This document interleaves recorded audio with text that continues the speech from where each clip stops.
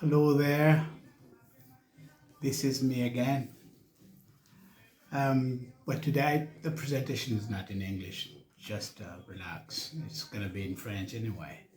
Voilà, je reviens faire une vidéo sur ce livre-là. J'allais dire qu'il n'est plus à présenter. Le Pèlerin Bantou, tome 2. Des fois que vous n'ayez pas encore décidé de vous le procurer, je vous lis, voilà, 2-3 chapitres qui pourront peut-être vous redonner l'ambiance générale de ce pèlerin bantou. Nous allons, alors sachez que le bouquin il fait 280 pages, il est divisé en 3 parties, 3 grandes parties. La première partie s'appelle Oulaya 1, la deuxième Oulaya 2 et la troisième s'appelle Mutulufwa 2. Oulaya pour, voilà, en passant, en Swahili veut dire l'Occident, l'Europe. C'est ce que les Swahili appellent Oulaya.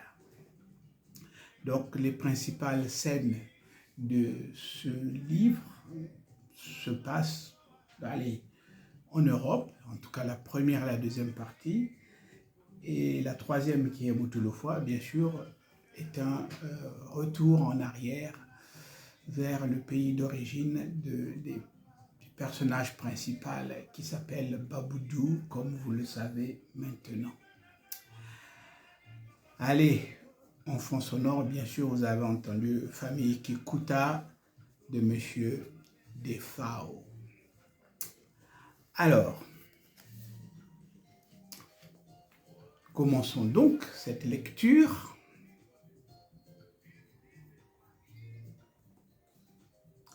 Nous sommes au chapitre numéro 1 de la partie 2, Oulaya 2.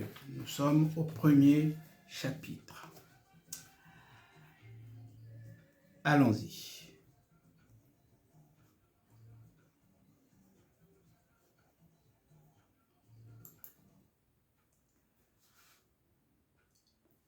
Pendant ce temps, loin de la place du marché, dans un appartement du 15e étage de la tour Bergame, dans le 13e arrondissement, ma Pierre Moine Moulari a les yeux bien ouverts.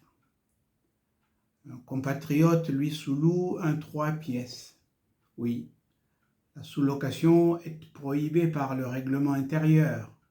Mais que faire dans une ville où le logement est rare et cher? L'information est aussi arrivée à l'oreille de Baboudou, que les locataires ne lâchent jamais leur HLM quand ils quittent l'Île-de-France. Ils proposent la sous-location à une personne de confiance jusqu'à leur retour. Les autorités de la ville savent ce qui se trame, mais elles n'osent pas attaquer le problème. Elles craignent surtout de soulever l'indignation du peuple. Alors, ils font semblant de regarder ailleurs. Être sous-locataire, c'est aussi accepter la précarité. Ma Pierre sait bien qu'il est installé sur un fauteuil éjectable. Du jour au lendemain, on peut lui demander de libérer les lieux. Alors, il n'échafaude pas de projet à long terme. Il admire, sur son balcon encombré, le beau ciel gris de ce beau vendredi. C'est déjà le début du week-end. Il se dit quand même que l'arrivée de la gauche au pouvoir, c'est la meilleure chose qui soit arrivée à ce pays. Ah, les RTT, se dit-il. Vive les RTT, les réductions du temps de travail. Que vivent M. Jospin et Mme Aubry. Pas de nœuds inutiles dans la tête. C'est jour de fête. Ma Pierre rencontre en chair et en os Aïcha. Aïcha qu'il a perdu de vue depuis qu'il a quitté le pays de Como, il y a bientôt 40 ans. Au moment où ma Pierre atterrit à Mputu, Aïcha Isa est une jolie adolescente de 15 ans. C'est une beauté discrète qui vous invite dans le maelstrom d'une sensualité interdite. Elle habite au Badamier, à Port-Gentil, et elle passe tous les jours devant l'atelier de menuiserie de ma Pierre. Ils se disent bonjour timidement. Aïcha est musulmane, et pas lui. Il sait très bien, ma Pierre, que les musulmans ne donnent jamais la main de leur fille à un non-musulman, encore moins à un étranger venu de Moutouloufoua. Ma Pierre, 25 ans d'âge, le sait, et cela le rend très triste. Il se dit quand même, en rabotant la planche que son patron lui a confiée, qu'il se convertirait si cela s'avérait nécessaire. Il n'en a rien dit, mais son cœur bat la chamade chaque fois qu'Aïcha Isa rentre dans son champ de vision. Allah peut faire des merveilles, et cette fille en est une. Ce sourire à l'émail diamant, ce front dégagé et ses fossettes, ma Pierre sait qu'elle est en classe de 3e. Elle est donc promise à un bel avenir professionnel. Lui, ma Pierre, ne se rappelle plus à quel niveau du primaire il s'est arrêté. Il se demande si Aïcha Isa voudrait d'un homme qui n'a pas fait d'études. Quoi qu'il en soit, comme le veut la pratique, elle finira mariée à un homme de l'âge de son propre papa. Sur le continent, de nombreux pays ont pris des mesures pour combattre ce type de mariage, mais les traditions ont la peau dure. Ma Pierre ne le sait pas, mais les statistiques des mariages avant la majorité au Mali, par exemple, impressionnent. 15% des filles sont mariées avant 15 ans et 71% avant l'âge de 18 ans. La loi existe, mais les arrangements entre les deux familles existent aussi. Ma Pierre pense que c'est injuste, mais il ne sait pas trop pourquoi il le pense. Son cœur peine de savoir que dans 1 ou 2 ans, sa belle Aïcha sera entre les bras d'un homme de 45 ans. Comme dans le roman Les Impatientes de Madame Djaïli Amadou Amal. Elle va supplier son mari de la laisser repartir chez sa maman. Lui, le mari, ne va écouter que ses prérogatives d'époux. Il n'écoutera que l'autorité et la licence que les deux familles lui ont données. Il est légitime, c'est ce que le mari pense, et il est dans son plein droit.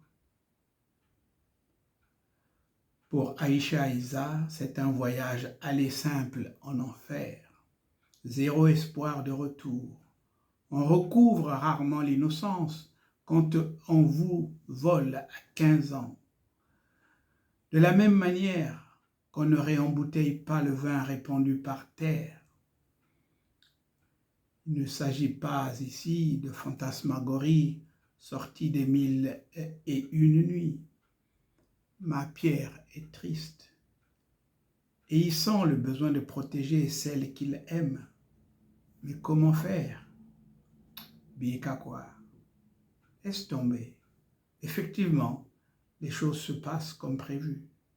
Tout se passe dans son dos, puisqu'il quitte le pays de Como quelques années auparavant. 40 ans se sont écoulés entre ce départ de Como, du pays de Como, et le jour où il est interpellé dans un train corail de la région parisienne.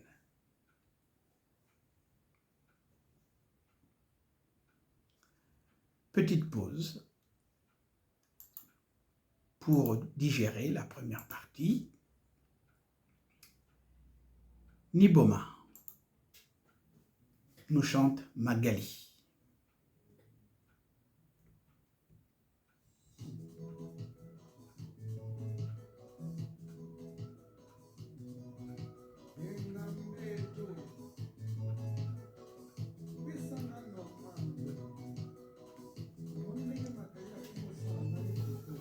Chanson de Niboma, naturellement, chantée par le grand ninja, Madilu System.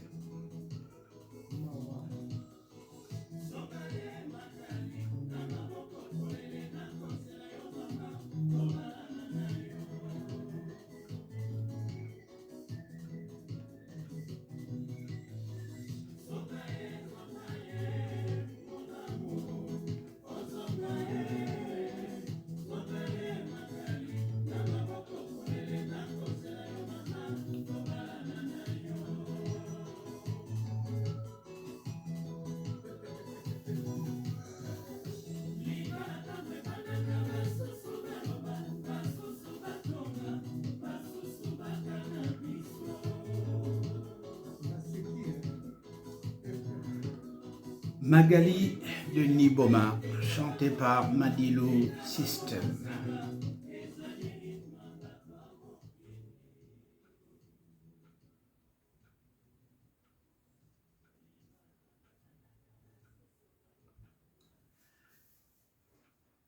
Ma Pierre, nous l'avons dit, est donc dans le train Corail qui se dirige vers la région parisienne. Il est assis tranquillement et il est interpellé pendant le voyage. Voici la suite. Bonjour monsieur, c'est elle qui parle. La dame parle d'une voix calme et chaude. Elle le regarde droit dans les yeux. Elle donne l'impression de savoir ce qu'elle veut. Ma Pierre jette un coup d'œil rapide tout autour de lui. Plusieurs sièges sont encore libres. Ça ne peut donc pas être une histoire de partager la banquette parce que le train est plein. Il ne dit rien. Il répond poliment. Bonjour madame. Vous voulez vous asseoir? C'est ma Pierre qui parle. Au moment précis où il pose cette question de convenance, il aperçoit quelque chose qui l'arrête, quelque chose qui interpelle quelque chose en lui. Il veut bien nommer ce quelque chose, mais il n'y parvient pas. Les secondes sont des minutes et les minutes sont une éternité. Il ne comprend rien au scénario du film qui se joue. Il sent qu'il y occupe un rôle, mais il ne peut pas dire lequel. L'étrangère continue. Vous êtes bien ma Pierre, le menuisier de Mayungiville autrefois. Ma Pierre manque de défaillir. Il est comme frappé par la foudre des grands orages équatoriaux. La lumière qui se fait en lui l'éblouit et le laisse interdit. Il sait, mais sans trop savoir. Ce n'est vraiment pas possible, monologue-t-il. Mais enfin, c'est un mauvais rêve.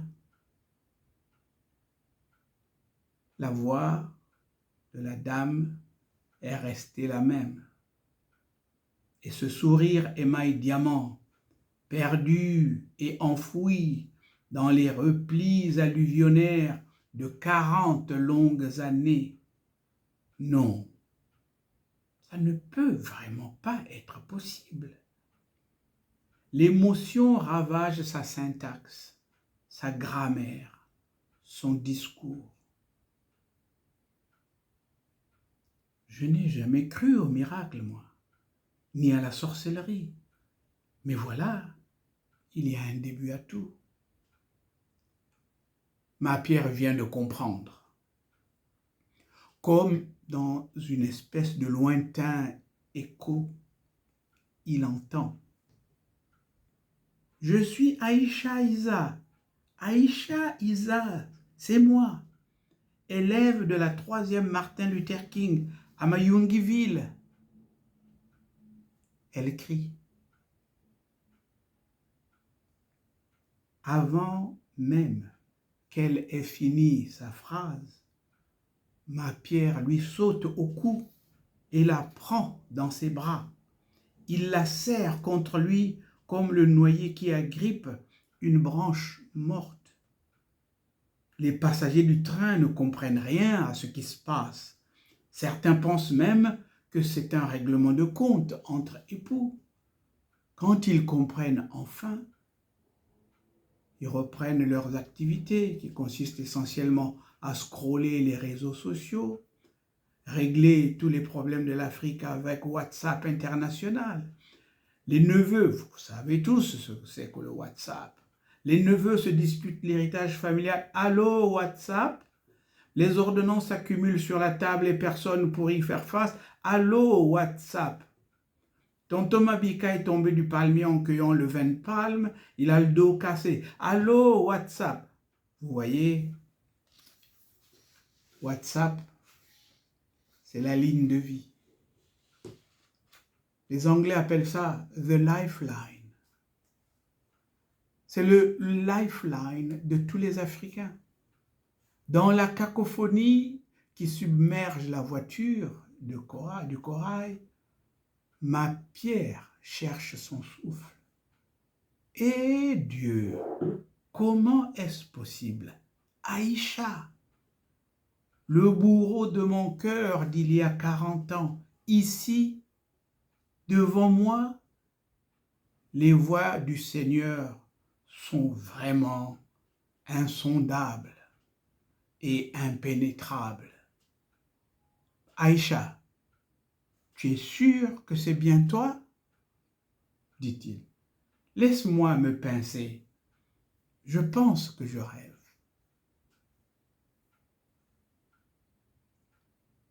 Confortablement assise à côté de lui, Aïcha Isa lui raconte toute l'histoire, de A à Z, de bout en bout, du début à la fin, tout dans le désordre naturellement. Ma Pierre suit et n'en perd pas une miette. Aïcha, depuis quelque temps, je ne sais pas pourquoi, après tant d'années, j'ai repensé à toi. C'est Aïcha qui parle. J'ai repensé à toi et aux avances que tu me faisais devant ton atelier de menuiserie. Comment tu es venu jusqu'aux abords du collège pour que nous rentrions ensemble au Badamier? Je suis persuadé que c'était la volonté d'Allah de te mettre sur mon chemin. Seule sa main pleine de miséricorde peut réaliser une telle promesse. Ce monde est grand, vaste et étendu, vois-tu? Nous sommes peut-être 8 milliards d'individus sur Terre, répartis dans environ 192 pays. Que nous soyons dans la même voiture, du même train, le même jour et à la même heure. Ma Pierre, tu dis ce que tu veux. Moi, je refuse de croire au hasard. C'est vraiment une chance sur 1 milliard d'être là assis l'un à côté de l'autre, après 40 ans. Je sais que toi, tu ne m'as pas cherché. Les hommes oublient vite ces choses, mais pas nous. Comme le veut la tradition, à 16 ans, j'ai été doté et marié dans l'ami d'un ami de mon père, dans la famille d'un ami de mon père.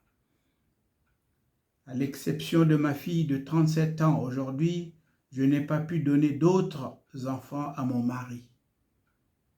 Il voulait des garçons. Et le très grand, le tout-puissant, ne m'a pas fait grâce. Nous avons tout essayé. La fortune semblait nous avoir tourné le dos. Comme partout ailleurs, la descendance de mon mari semblait compromise. C'était son avis et celui de sa famille. Tu sais comment ça se passe quand c'est comme ça. Après 3 ans de mariage, il est allé doter une seconde jeune épouse. Après les humiliations et les sarcasmes de sa famille, l'idée du lit polygame a fait déborder le vase. J'ai croisé ma coépouse sur le pas de la porte. Je ne me suis jamais retourné. Dans ma tête, je me suis dit, ma Pierre, advienne que pourra. Fouani fois ça, l'année ça. Personne dans ma famille n'a jamais osé me ramener chez mon mari. Ma Pierre, tu vois, mes seins ne tremblent plus. La loi de la gravitation a eu raison d'eux. Ils sont à l'image des hommes qui ne les regardent plus. Mes seins, eux, ont aussi décidé de ne plus regarder les hommes. Ils regardent mes orteils. Étrange, non? Ma Pierre, moi, ne moulare. Tu vois, je suis maintenant une grande femme de 47 ans, vieille, parcheminée et célibataire. Mais je n'ai pas le temps de regarder en arrière. J'avance.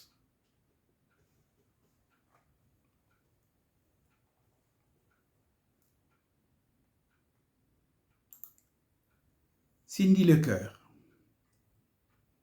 je te jure, avec son compère, Kofi.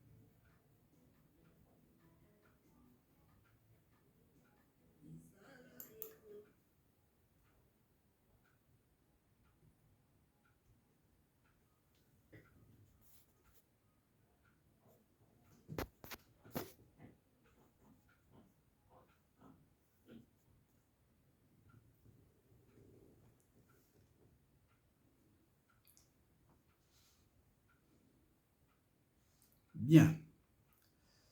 Donc, c'était, je te jure, Cindy Lecoeur et son collaborateur et mari, Kofi Olomide.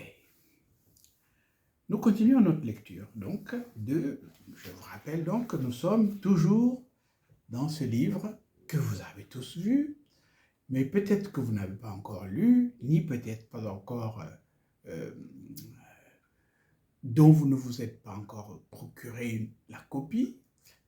Ça s'appelle Le Pèlerin Bantou, tome 2. n'oubliez pas qu'il y avait un tome 1, qui est celui-ci. Le Pèlerin Bantou, tome 1, ça c'est l'affaire à régler, et le Pèlerin Bantou, tome 2. Nous sommes dans la partie 2 du livre qui s'appelle Oulaya 2 et nous sommes en train de lire le chapitre numéro 1 de la partie 2. Donc c'est la rencontre de Mapierre Moine Moulari, ex-menuisier à Mayungiville, qui a connu une amie qui a perdu de vue une amie de 40 ans, qu'il retrouve dans le train. Donc nous y sommes. Donc la suite. Mapierre Moine Moulari fixe son amour de jeunesse. Son amour de jeunesse, c'est Aïcha Isa. Et il ne voit aucun parcheminement, aucune vieillesse particulière. Au contraire, Aïcha Isa, comme un bon chinon, s'est bonifié avec les saisons. La beauté d'hier s'est métamorphosée en une espèce de candeur qui la met en valeur, comme le spot qui illumine un tableau. La rythmie de Mapierre d'il y a 40 ans s'est remise en route. C'est un signe qui ne trompe pas. Mapierre, pendant tout le trajet jusqu'à Paris, a écouté religieusement les blessures conjugales d'Aïcha Isa. Il n'a rien dit. Il est absorbé. Les 3 heures de trajet sont passées comme l'éclair. Mapierre dit bonjour au monsieur qui attend Aïcha en gare, la gare d'Austerlitz. Ils se promettent de se revoir rapidement. Mais le rendez-vous pour cause de Ramadan et autres obligations commerciales pour la boutique de Mayungiville n'aura jamais lieu. Souvenez-vous, Aïcha Isa est musulmane, elle est musulmane. 2 années plus tard, Aïcha Isa revient en France. Cette fois-ci, les 2 comparses promettent de ne pas se rater. C'est cette rencontre que Mapierre et Aïcha Isa racontent au nègre narrateur. Au 15e étage de la tour Bergame, la nuit a été longue, comme les 2 années qui se sont écoulées depuis l'épisode du train corail. Le lien ténu a survécu aux 730 jours qui ont séparé les 2 vieilles connaissances.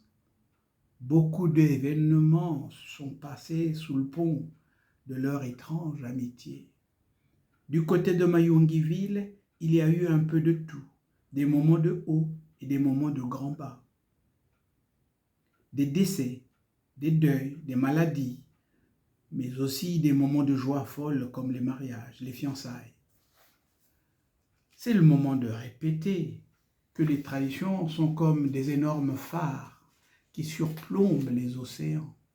Ils sont les gardiens de la sécurité de tous dans un monde chaotique. On connaît tous le blabla sur un homme sans histoire et sans tradition est comme un arbre sans racines. On connaît cette chanson. Au premier coup de sirocco, l'arbre sans racines est terrassé. C'est très beau.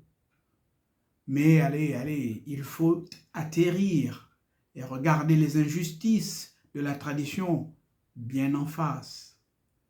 Les mariages forcés, l'excision voulue par des hommes médiocres, la résistance à l'éducation des filles ou le système des dots. La tradition, on peut effectivement en parler. Bon, Baboudou sait qu'il faut éviter de politiser un récit fictif et imaginaire. Il doit aussi éviter les jugements moraux. Il réentend son professeur d'université répéter « Il n'y a ni bien ni mal dans une œuvre de création. Seul le beau compte.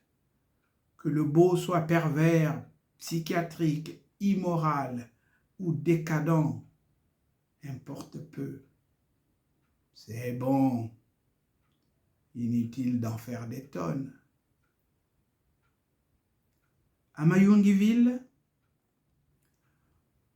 c'est là qu'habite Aïcha Isa. Au moment du décès de son mari, Aïcha doit porter le deuil d'un mari qui non seulement l'a humiliée en prenant une seconde épouse, mais un mari qu'elle a quitté plusieurs années auparavant. Baboudou se demande pourquoi la tradition tolère de telles extrémités.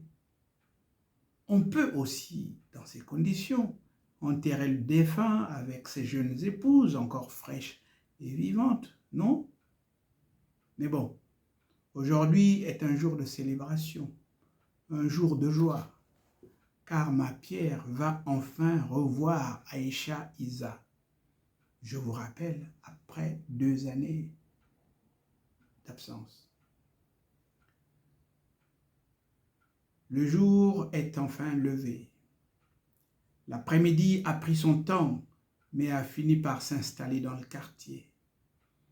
Ma pierre, Moine Moulari, se précipite dehors comme un chien qui rompt sa laisse. Le voici parfumé, frais comme un gardon, sur le quai du tram T3A de la porte de Choisy. Les portes du train s'ouvrent simultanément à gauche et à droite. Cette double ouverture surprend parfois les passagers. Au moment de son installation dans le quartier, ma pierre est surpris de voir qu'il n'y a pas que des Chinois dans ce 13e arrondissement. La porte de Choisy est un échantillon de ce que l'on peut nommer la vraie France, sans provocation.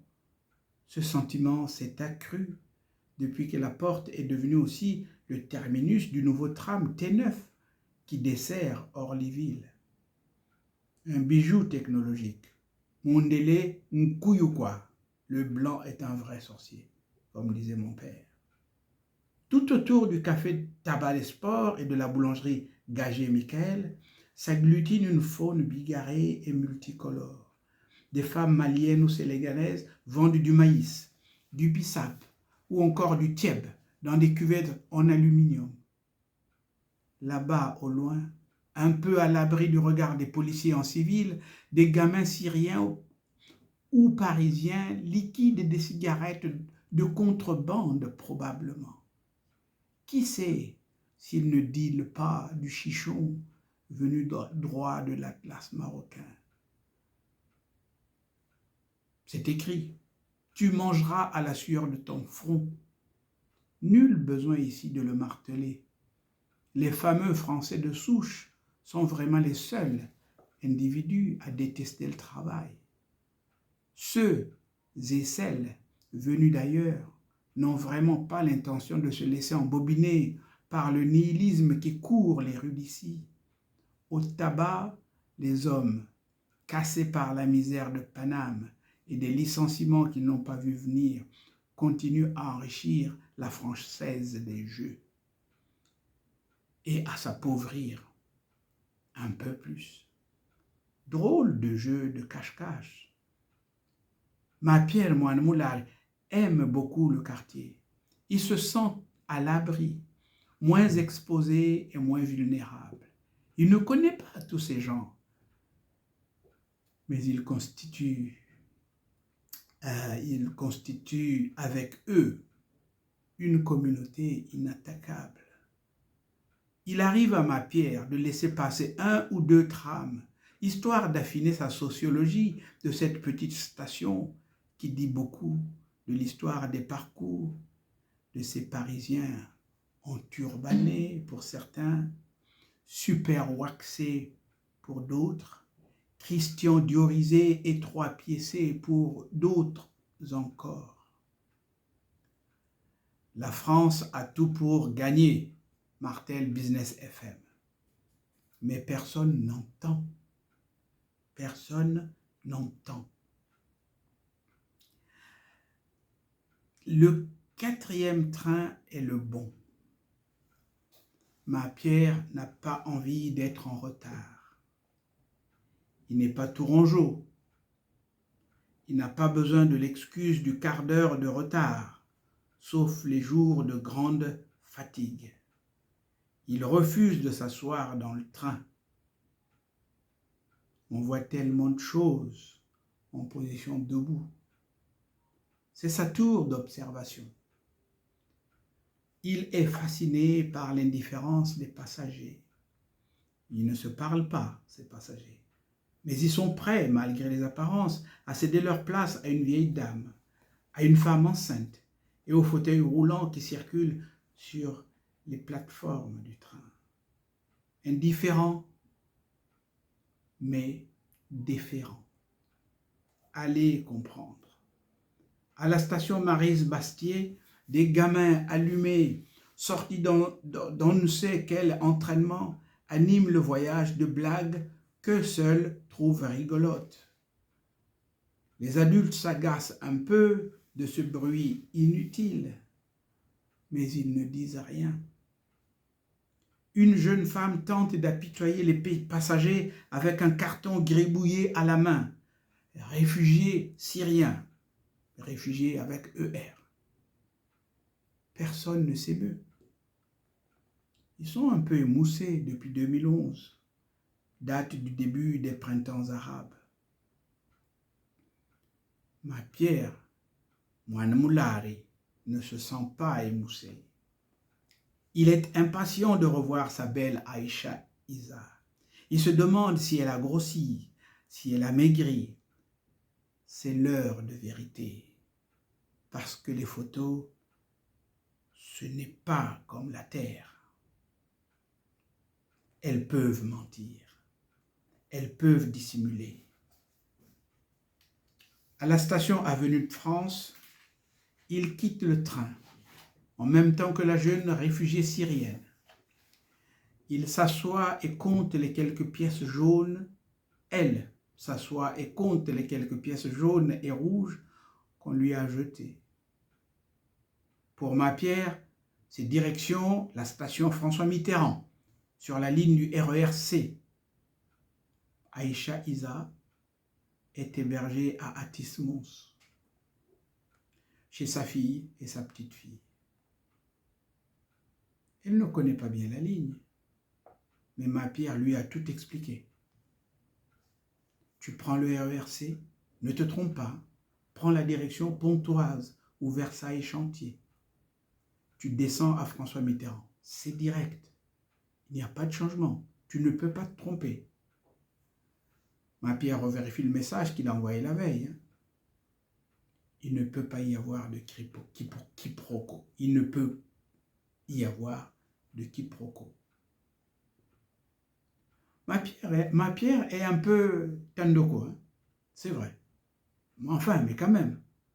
Il se rappelle les humiliations et les interminables lapins que les femmes ont infligés à tonton Gomer, un ami d'Onkondibila, là-bas. C'était il y a bien longtemps de cela. Il ne fait pas bon vivre là-bas, en Kondibila, quand on n'a pas le sou. Ya Gomer part toujours sapé comme un as de pique. Il garde toujours le mystère autour de la personne qu'il rencontre. Mais au ghetto, tout finit par se savoir. Personne n'a de secret pour personne. Tonton Gomer sait qu'annoncer un événement encore inachevé porte malheur. Il le sait très bien. Alors il part, fier comme un camion. Vous savez, les pauvres en rajoutent toujours. Les gens qui sont nés pauvres en rajoutent toujours. Chaussures cirées, chemises repassées avec 3 plis horizontaux à l'arrière, pantalons pinces sortis droit de chez Maître Calva. Maître Calva le Parisien. Comme à l'accoutumée, tonton Gomer est revenu. Il est revenu en rasant les murs, n'est-ce pas? Il est effondré, il est penaud. Tous les démunis du ghetto réunis autour du Ludo et du damier, ils sont méchants, ils sont cruels, Ils sont impitoyables.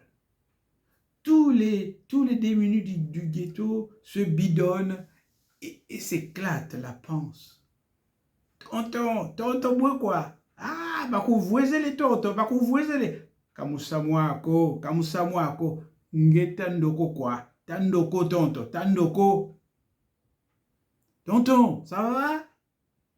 Ah, encore un petit lapin tout chaud pour toi? C'est pas grave, tonton. C'est pas grave. Tonton Gomer n'est pas d'humeur à rire.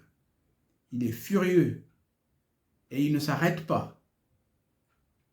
Il rentre directement à la maison, rue Mafuta Sébastien.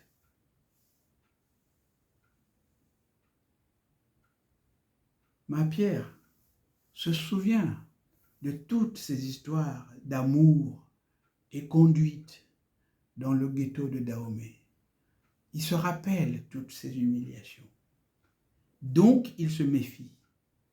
Il se méfie sans vraiment le montrer. Il marche avec assurance vers la station François Mitterrand.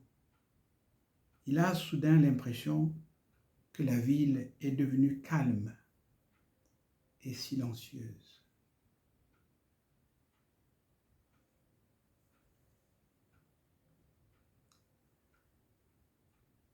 Allez, encore un petit peu de Cindy Lecœur, ça nous chauffera le cœur.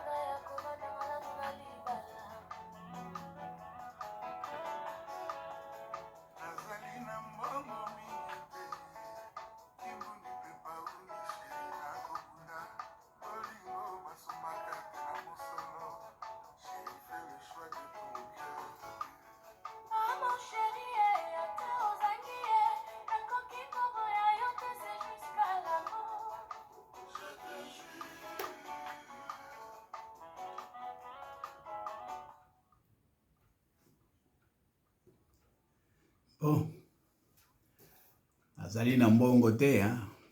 Mais l'autre qui répond, c'est on va s'aimer jusqu'à la mort. N'importe quoi. En Kondibila, c'était pas comme ça. T'as pas le sou, t'as pas de femme. C'est pas compliqué, non? Enfin,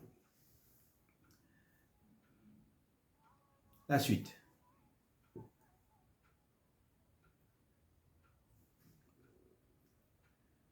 Ma Pierre est descendu du tram. Il se dirige donc vers la station François Mitterrand.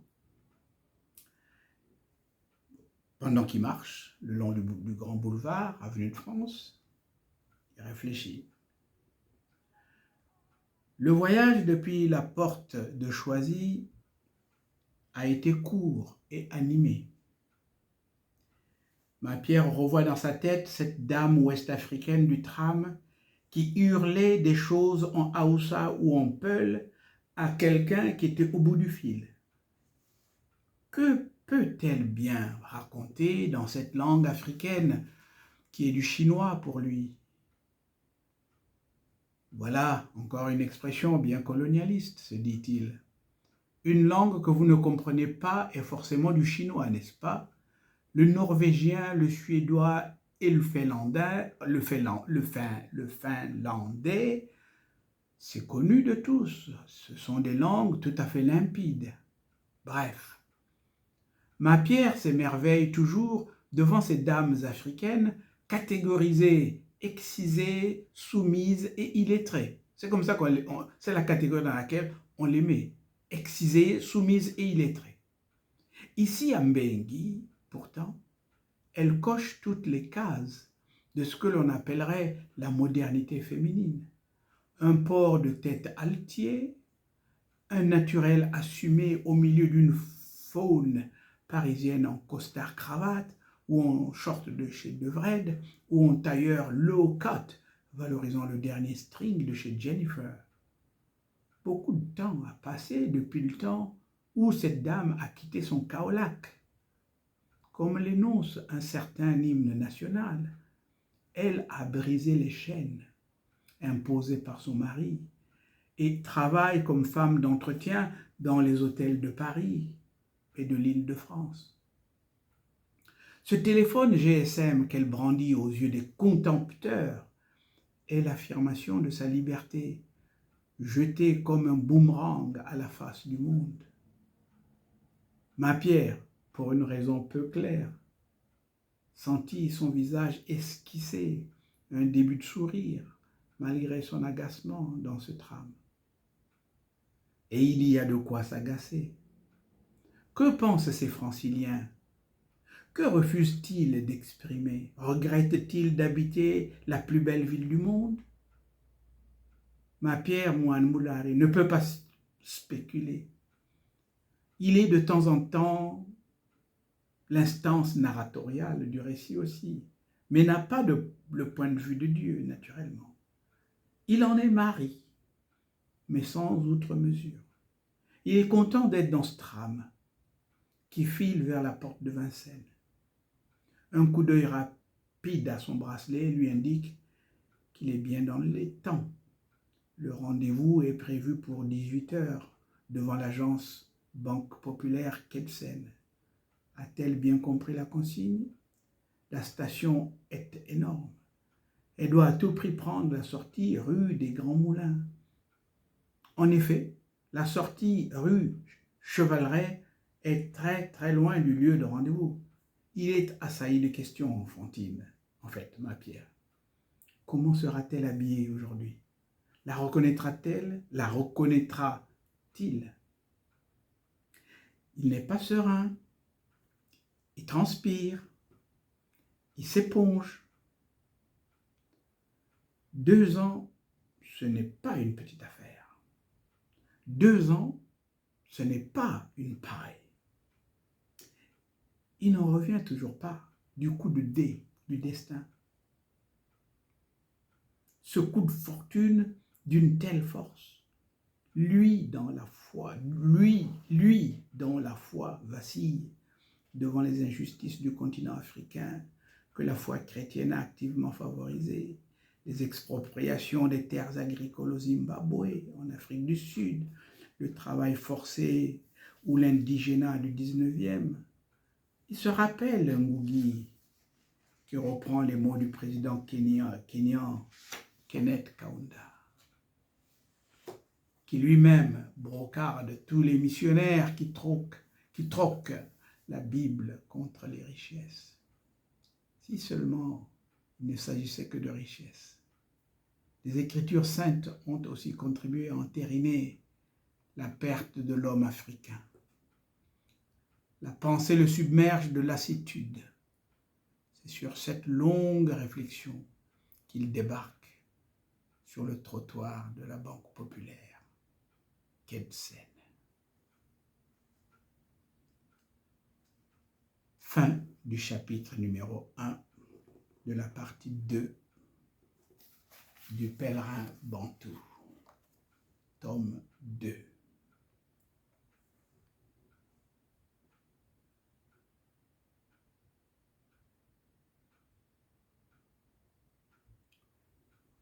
Chala mwana, malu.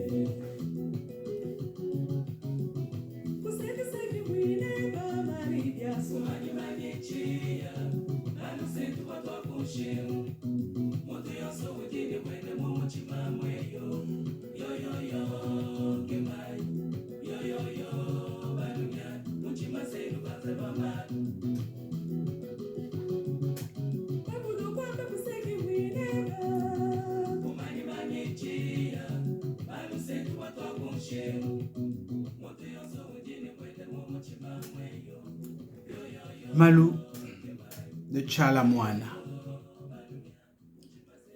qui termine cette première lecture du tome 2, en tout cas de la partie 2 du tome 2. Donc, nous vous rappelons donc qu'il s'agit bien du tome 2 du Pèlerin Bantou. Nous avons lu, on l'a dit, la deuxième partie qui s'appelle Oulaya 2, et nous avons lu le chapitre 1 de la deuxième partie.